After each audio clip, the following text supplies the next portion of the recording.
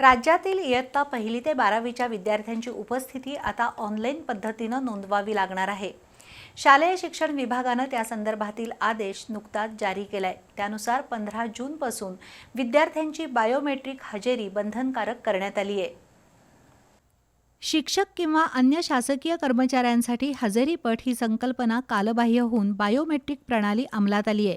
आता या शैक्षणिक वर्षापासून राज्यातील सर्व शाळांमधील इयत्ता 1ली ते 12वीच्या विद्यार्थ्यांची उपस्थिती ऑनलाईन पद्धतीने नोंदवावी लागणार आहे।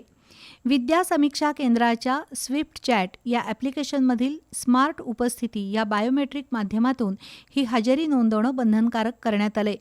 शिक्षण आयुक्त सच्छिंद्र प्रताप सिंग यांनी याबाबतचे आदेश जारी केले आहेत।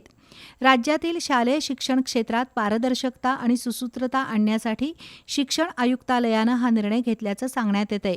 केंद्र सरकारच्या शिक्षण मंत्रालयाच्या निर्देशानुसार राज्याचे विद्या समीक्षा केंद्र आता थेट राष्ट्रीय विद्या समीक्षा केंद्राशी जोडलं गेलंय। त्यामुळे हजेरी, मूल्यमापन, मानांकन, प्रशासन, अनुकूल शिक्षण आणि कृत्रिम बुद्धिमत्ता या 6A फ्रेमवर्क अंतर्गत विद्यार्थ्यांच्या उपस्थितीचं रिअल टाईम पद्धतीनं नियंत्रण केलं जाणार आहे। नवीन शैक्षणिक वर्षाच्या सुरुवातीलाच नागपूर आणि अमरावती विभाग वगळता राज्यातील सर्व विभागांमधील शाळांमध्ये 15 जून 2026 पासून ही ऑनलाईन उपस्थिती सुरू करण्याचे आदेश देण्यात आले आहेत।